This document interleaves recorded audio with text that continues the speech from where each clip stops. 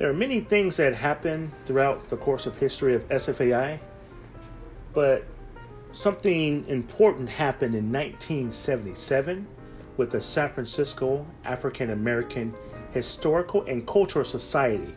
I got a chance to sit down with Dewey Crumpler, esteemed professor, historian, and a phenomenal mentor. So we had a discussion, and there was a print and drawing show in 1977. So I asked Dewey, hey, what happened in 1977 during this show? African American Cultural Center was a center that was put together by African Americans in the 50s, early 50s.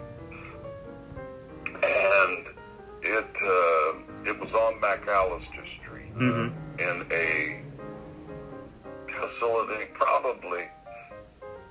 probably 12, 15,000 square feet. Oh, wow. Maybe, at least maybe 20,000 square feet. And it was supported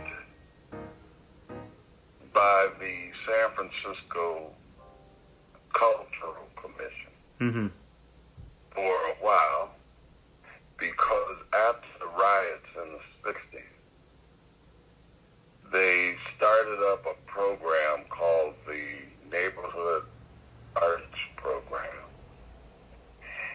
in order to bring money, because that whole area was being transformed through the redevelopment agency. And the redevelopment agency was an agency funded in the 60s, starting with the Johnson administration, to transform what were essentially black communities into gentrified communities.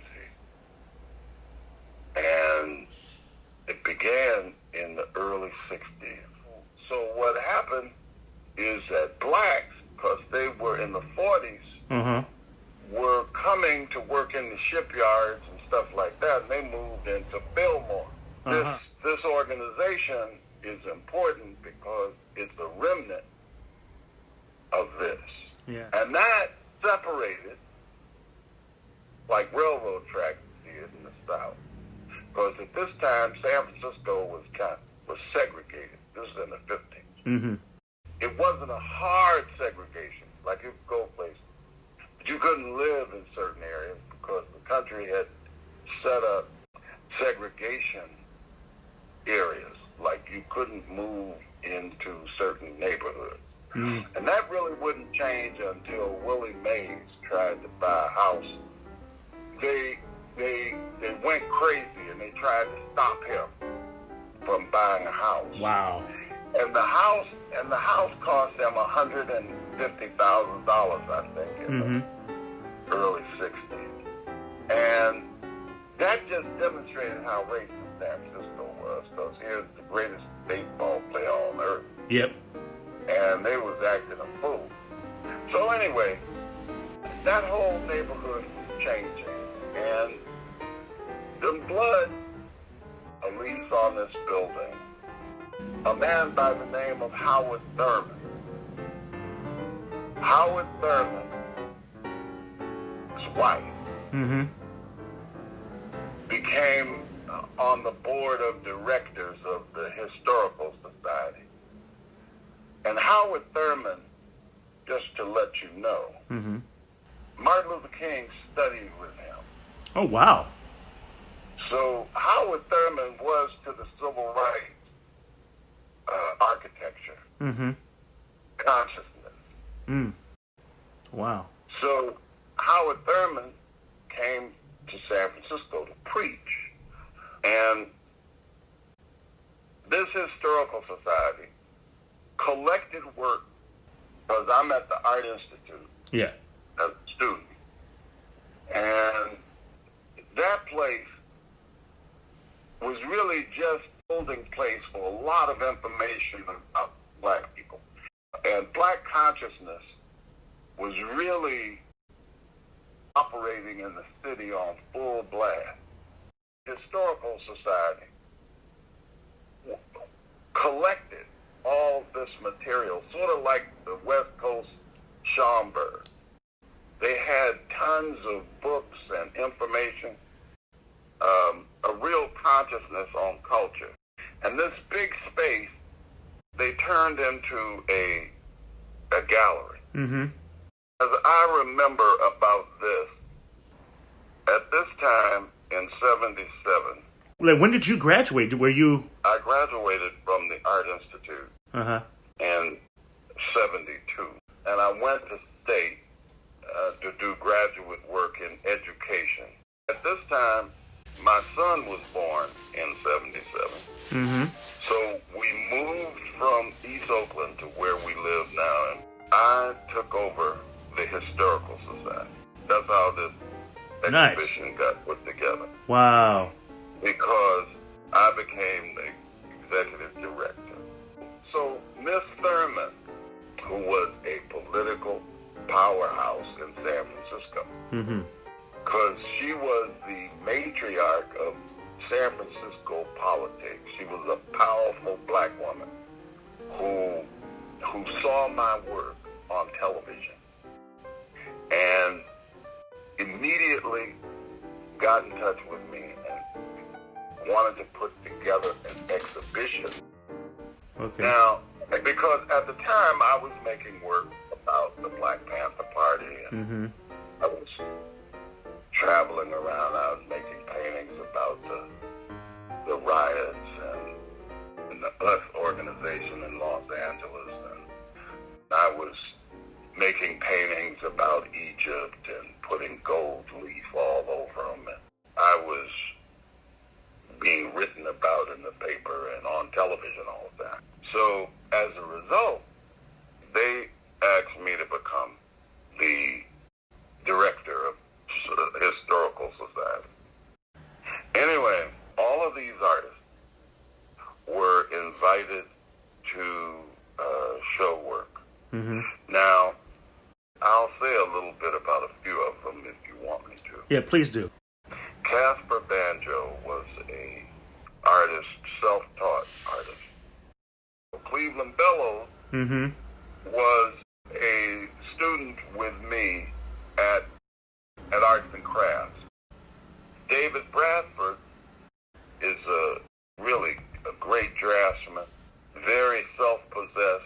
I think initially from the East Coast.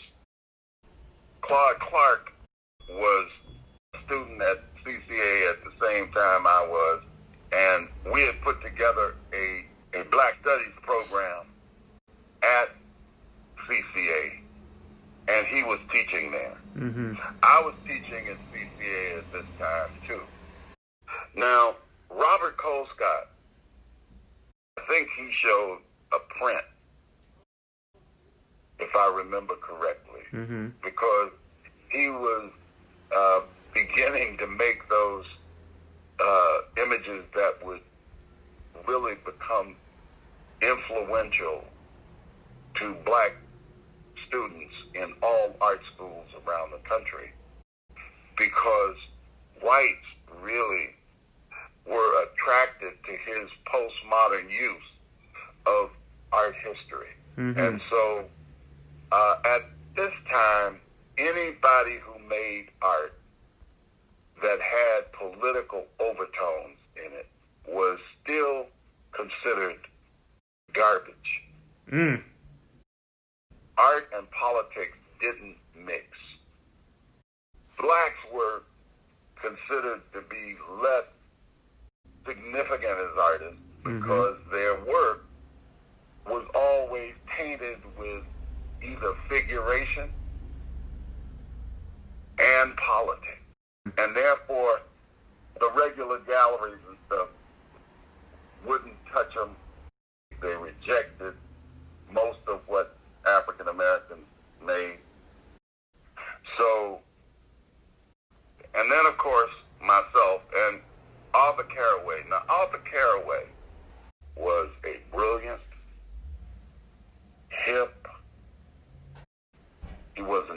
alchemist, and he came out of that Harlem Renaissance black 30s consciousness. And then, of course, Ray Holbert was a friend of mine. At this time, he was teaching at San Francisco City College. And Margot Humphrey, we went to school together. She was at CCA. She was a absolute powerhouse. And then, of course, Jimmy Evans is still here making work. And, of course, Oliver Jackson, who at that time I didn't really know well. But I saw an exhibition that they put on at the Museum of Modern Art. Like all museums in the 70s, blacks started attacking museums for being racist and not permitting blacks to show in these exhibitions and be collected by the museum. Anyway, Oliver Jackson and his work is just unexpressibly great. And then, of course, Marie Johnson, who was the Bay Area's equivalent to Betty Starr. Now, Sergeant Johnson, I'd seen his work, but didn't know he was an African American. And he had done a great deal of work in the city. And when I was doing murals, I met San Francisco's famous artist by the name of Benny Bufano. And Benny Bufano, I'd come to know him through my relationship to the Arts Commission, because he had done some murals, and I was doing research once I found out that Sergeant Johnson was actually sharing a studio with Bufano. Wow. And Bufano, who was a little short, white-haired dude, would tell me about Johnson. And he told me that the freeze at Washington High School that I hadn't paid attention to was done by Sergeant Johnson. I was like, I was floored, because I had seen that thing a number of times, and I didn't know. And then I went and looked for everything that Johnson did. And the Historical Society, they had about 6 Sergeant Johnson sculptures in a drawer, just laying around in there. And it was unbelievable. I don't know what ultimately happened to them, but they were unlike anything he had ever made. I didn't think they were Sergeant Johnson. I thought the author who showed them to me was jiving, because they were all abstract. And that really tripped me out, because I had just started making abstract work. And at that time, people were expected to work in one dimension. Like if you were a realist painter, for you to try to do abstraction at the same time meant that you weren't serious as an artist. So they tried to narrow artists' way of working.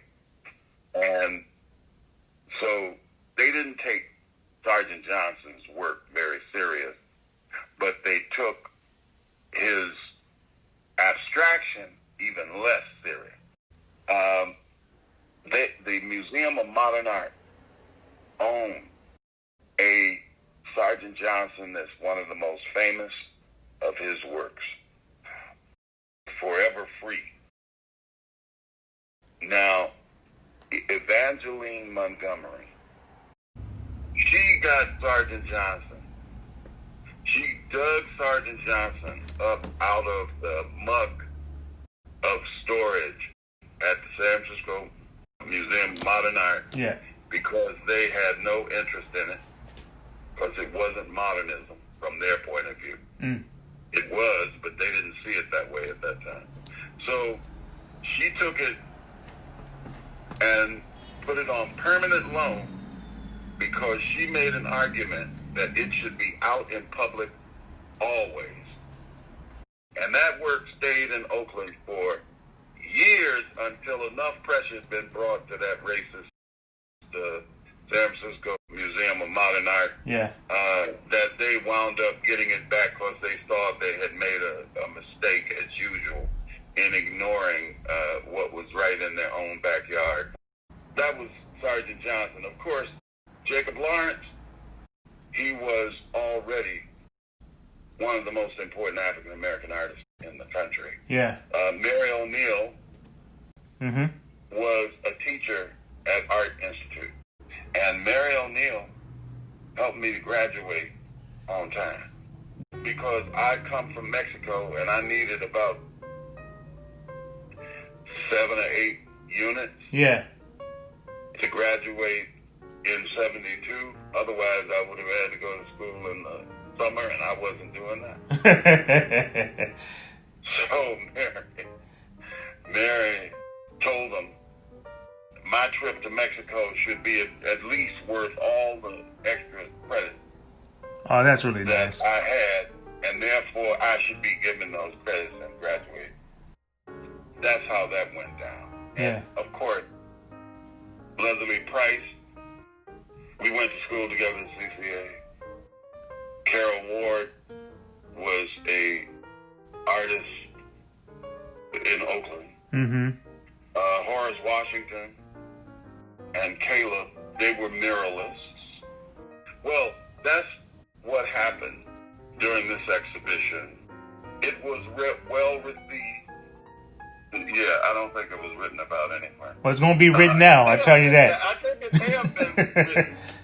What'd you say? I said it's going to be written now, I tell you that. Well, right on. Right on.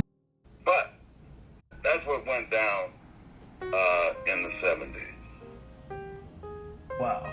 That's perfect. Thank you very much for sharing that. Okay, my man.